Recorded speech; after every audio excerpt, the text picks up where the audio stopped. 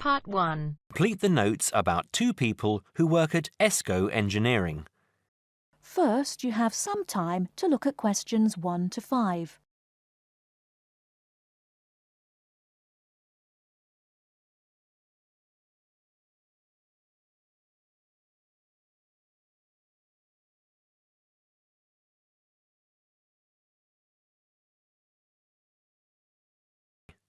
Listen and complete the notes about two people who work at ESCO Engineering. Oh, hi, Maggie, it's Greg. Hi, Greg. I'm phoning to check some information about some of the staff. I'm putting all the staff data into new files, and I noticed that I don't have files for two people. I think you might have them. Oh, really? What are their names? Peter Austin and Jane Moore. Let me have a look. Yes, I've got them here. Shall I send them to you? No, you don't need to. Just give me the information now. I can write it on some new files. I don't really need the photos if you've got photos there. OK. Well, Peter Austin first. Now, is that Austin with an I or Austin with an E? It's Austin, and his address is 110 Argyle Street, Tunbridge Wells, Kent, TN3 5RQ. 110? Uh-huh. And his phone number? It's 07984 645 792. OK. And how old is he? He's 47. 47. And what about his marital status? He's married. There's a note here that he has 3 children, 2 boys and a girl. OK. And finally, when did he join the company? He started with ESCO in August 2003. Thanks, Maggie. Before you hear the rest of the conversation, you have some time to look at questions 6 to 10.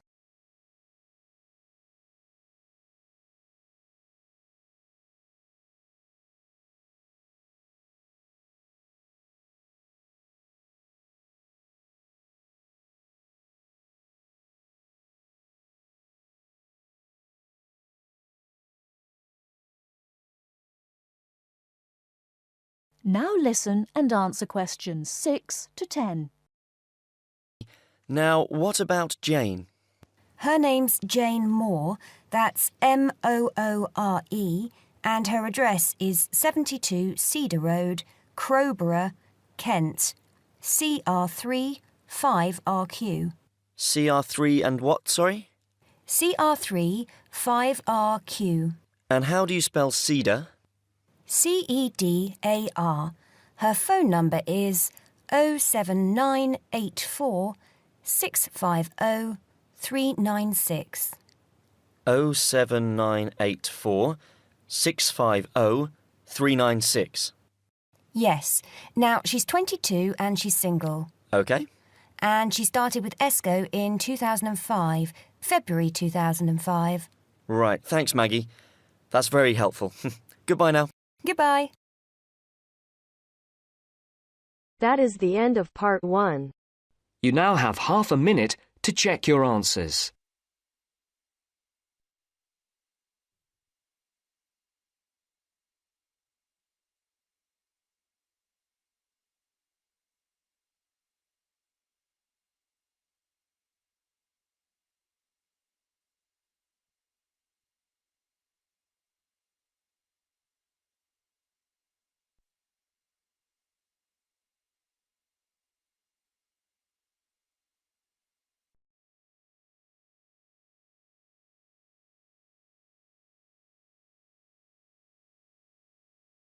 Now turns to part 2.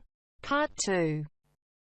You will hear a tour guide speaking to a group of tourists who are visiting a part of New Zealand called Rotorua. You will hear part of a radio programme about online exchange business.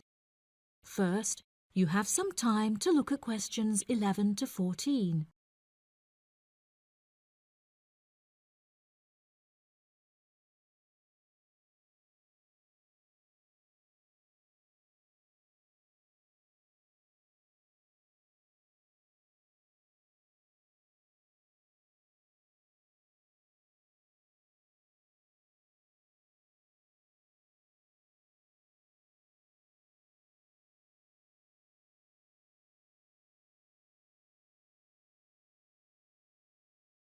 Now listen carefully and answer questions 11 to 14. Hello everyone, and I'd like to welcome you all to Rotorua, one of the most famous destinations in New Zealand, where we have a long history of welcoming visitors. I'd like to explain a bit about the geography of this amazing region, famous for its geothermal activity, and tell you what we've planned for your stay. Well, if you'd like to have a look at the map of the region that's in your welcome pack, if you find Lake Rotorua on the top left, the big triangular lake, we've just driven down along State Highway 5, SH5, down the western side of the lake, and then we turned off through the town, and we're here at the Lakes Motel just around the southern tip of the lake, okay? Now tomorrow we'll be heading off along SH30 in the opposite direction from the town, towards Lake Rotoita, where we'll be visiting the Hells Gate Thermal Reserve. This is the area between the SH30 road and the lake, and I'll be telling you more about this in a minute. We'll then be returning to the motel, and in the afternoon we'll be visiting the town of Rotorua itself and also the Arts and Crafts Institute, which is just along the SH30 from the motel where it meets the SH5 outside the town. Now if you look directly out of the motel towards the southeast, in the opposite direction to Lake Rotorua, you can just see the peak of Mount Tarawera, and the day after tomorrow we'll be visiting the volcanic valley which was formed when this last erupted. We'll drive down the SH5 and then head off towards Lake Rotomahana. The valley's on the opposite side of the lake from the mountain, so you can see what a powerful effect the eruption had. There's also an interesting archaeological site, a village buried by the same eruption on the western shores of Lake Tarawera, just to the north, but I'm afraid we won't have time to visit that as a group, although you may wish to go there on your own. However, on the way back towards Rotorua along the SH5, we'll be stopping at Tamaki Village, which is on the main road about 12 kilometres outside town. Before you hear the rest of the programme, you have some time to look at questions 15 to 20.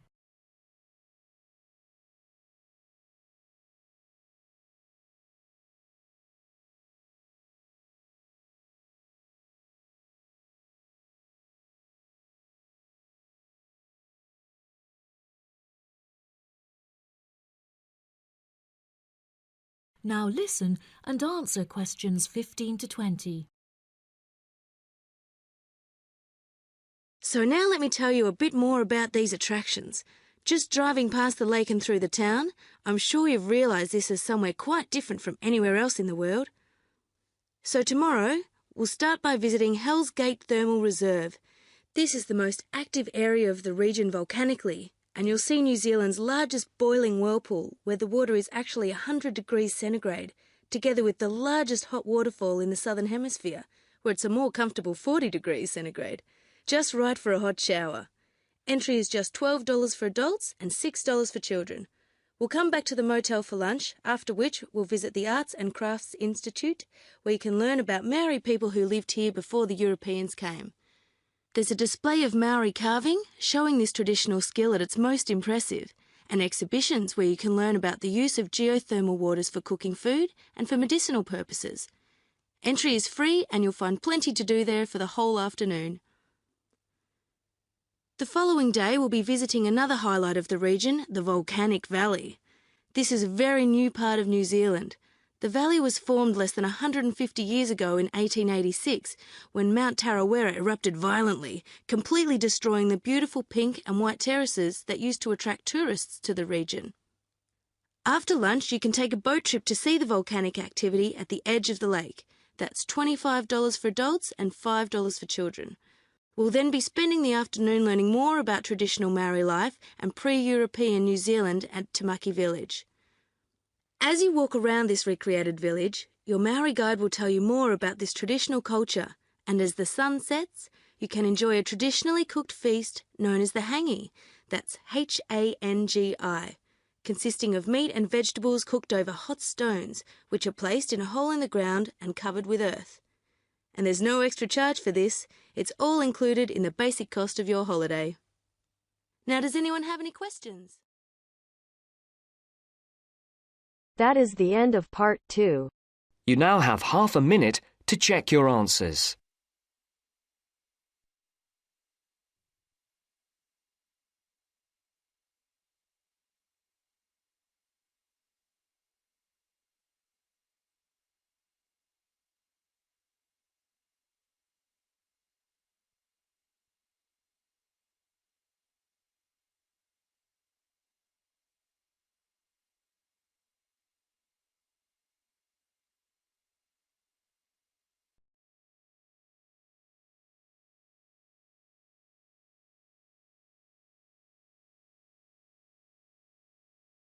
Now turns to part 3.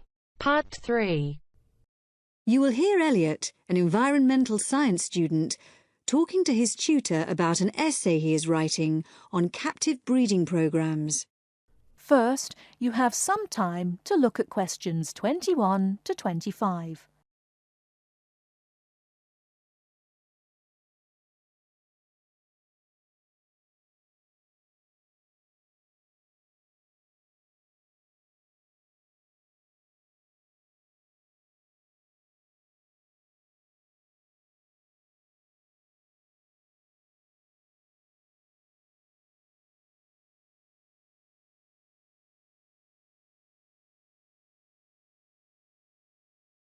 Now listen carefully and answer questions 21 to 25.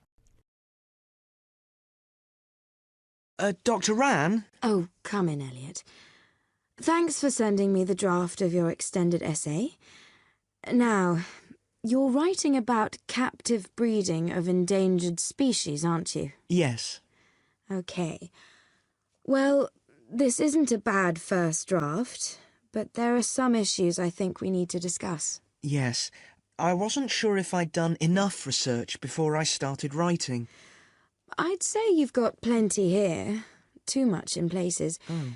You've got this very long introduction on factors threatening the survival of species now and in the future, for instance.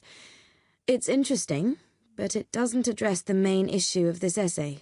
Oh, I thought I needed to give supporting evidence for my ideas. Yes, but only for key ideas. You can't cover everything. You've got to focus on the area you've chosen, which is the breeding of endangered species in captivity. Now, you have lots of relevant material about that, but I think you need to look at the planning of your central section again.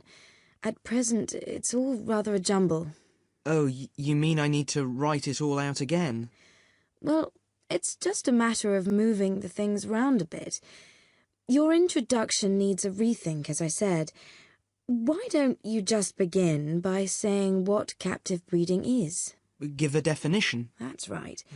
Then you should make it clear which are positive points and which are negative ones. For example, you start with the fact that breeding endangered species in captivity may be the only way we have of preserving some from extinction in the years to come, which is clearly an advantage. Now, what other advantages did you mention? Well, the whole thing about zoos, that since they're the obvious places for captive breeding to take place, this could justify their role in the future. They're not just a place for people to go and stare at animals for fun. And then there's the point that captive breeding eventually allows the animals to be reintroduced to the wild again, in theory at least. Right. So put those points together. Then the disadvantages. Well, the point that these programs are very expensive, obviously. Then thinking about the animals themselves, the psychological effects of captivity. Yes. And you also had a good section on the problem of disease for animals in captivity. But maybe you could have mentioned the poor success rate when they are eventually reintroduced into the wild. Right. Before you hear the rest of the talk, you have some time to look at questions 26 to 30.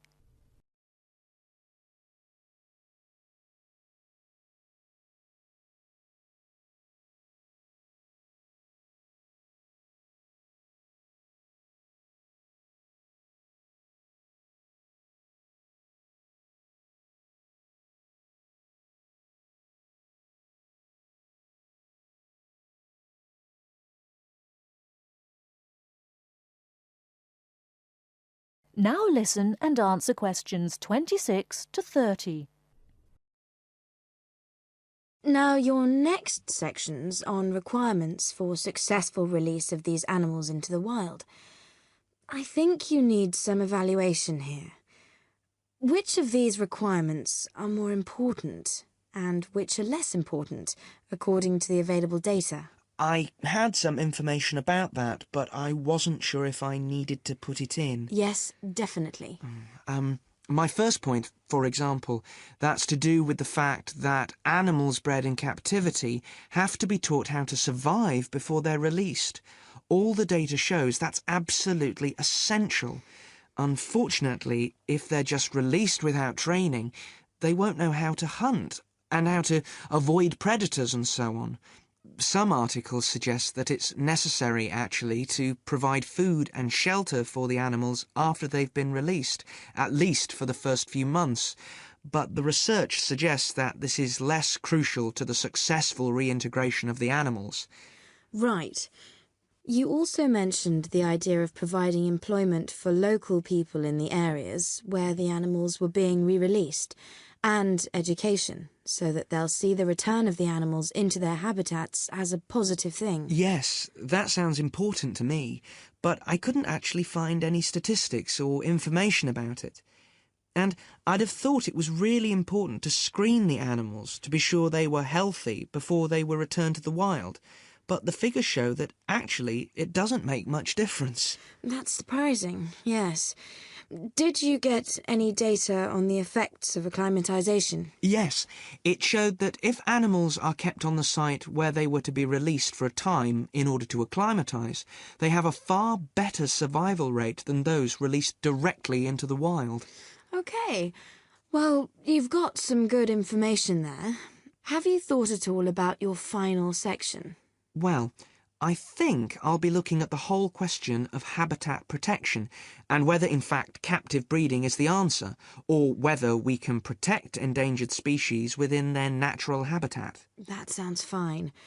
So, I think if you go away and make those changes, that sounds quite promising. Thank you. That is the end of part 3. You now have half a minute to check your answers.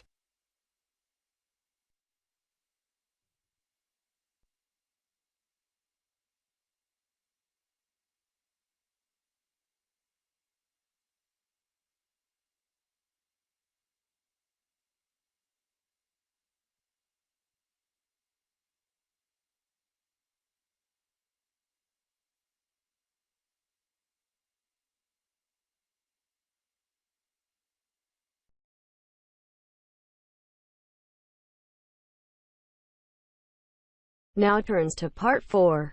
Part 4. You will hear an orientation lecture on sports therapy. First, you have some time to look at questions 31 to 40.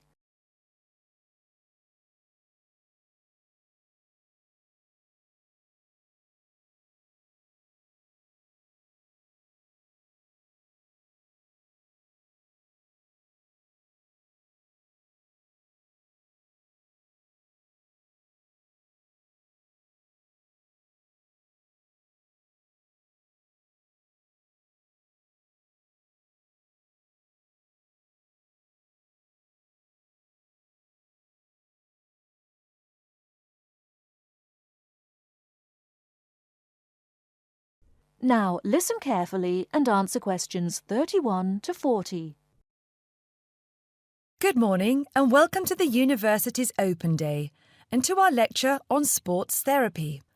There are 2 good reasons to be here. Firstly, you will experience what a university lecture is like, so take out your notebook and pen. And secondly, you will find out about the sports therapy programme. OK. So what does a sports therapy programme involve? Everybody in today's society knows the impact sport, health and fitness makes on the population's physical and mental health. Studying at Kent will develop your understanding of the ideas and issues within the sports therapy, health and fitness industries. Sports therapy is one of the fastest growing careers within the sports sector.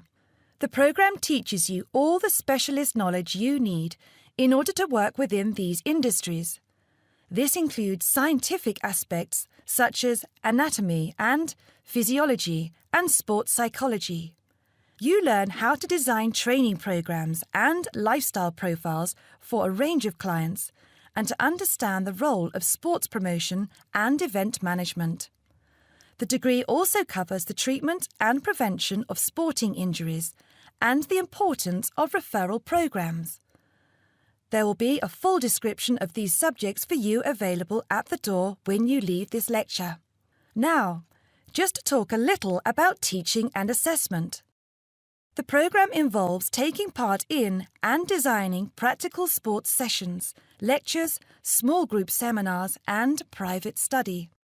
On average, you have 6 lectures, 3 practical sessions and a 1-hour-long seminar per week. And you also spend additional time developing your coaching and theoretical knowledge in real-life situations. At Stage 1, the first half of the year is assessed by 100% coursework and observed assessments. A majority of the modules also have written exams within the final half of the year, with the rest practically assessed. Stage 2 and 3 assessment varies from 100% coursework to a combination of examination and coursework, usually in the ratio 50-50, 60-40 or 80-20. You're probably wondering what career paths you can take once you've completed this degree. Well, careers can vary from employment in health and fitness clubs, sports injury clinics, sports development within local authorities, or with national governing bodies of sport, working in community leisure or sports attractions, self-employed personal trainer or sports therapist. There are some requirements you need to fulfill to enter this course. International students can qualify with the following: school certificates and higher school certificates awarded by a body approved by the university, matriculation from an approved university, with a pass in English language at GCSE O-level or an equivalent level in an approved English language test, passing one of Kent's foundation programmes, provided that you meet the subject requirements for the degree course you intend to study, or an examination pass accepted as equivalent to any of the above. In order to enter directly onto a degree course, you also need to prove your proficiency in English, and we ask for one of the following: average 6.5 in IELTS test, minimum 6.0 in reading and writing, Grade B in Cambridge Certificate of Proficiency in English, Grade A in Cambridge Advanced Certificate in English, a pass overall in the JMB/NEAB test in English for overseas students, with at least B in writing, reading and speaking modules, a TOEFL score of at least 580 written test or 237 computer test. If you haven't yet reached those standards, Kent runs a foundation course for international students, which gives you a year's academic and language training before you begin on your degree. Right, that's about it. Any questions? That is the end of part 4. You now have half a minute to check your answers.